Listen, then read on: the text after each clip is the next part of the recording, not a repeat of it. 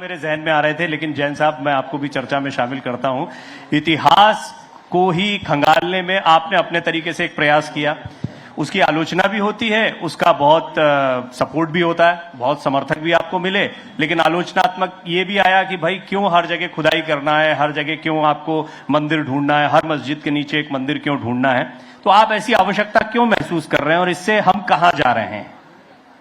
देखिए, सबसे इंपॉर्टेंट बात यह है कि हम सारे लोग रूल ऑफ लॉ से गवर्न हैं और जो भी सुप्रीम कोर्ट ने जजमेंट दिया है वो हम सबके ऊपर बाइंडिंग है और मुझे लगता है उसमें कोई पॉलिटिक्स भी नहीं हो सकती है।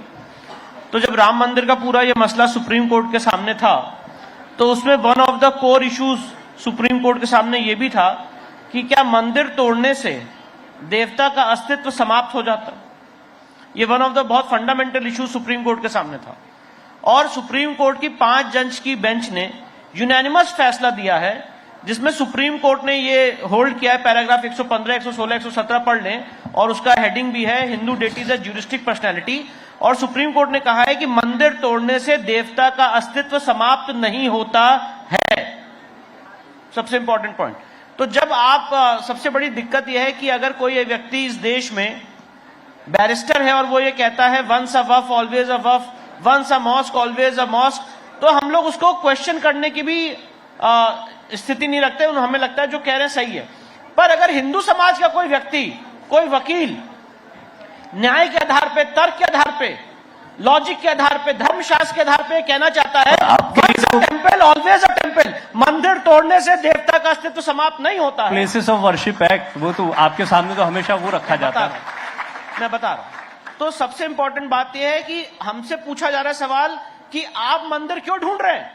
सवाल उनसे पूछना चाहिए कि ज्ञान व्यापी में शिवलिंग के ऊपर वजू क्यों हो रहा है और ये वजू क्यों ना रुके।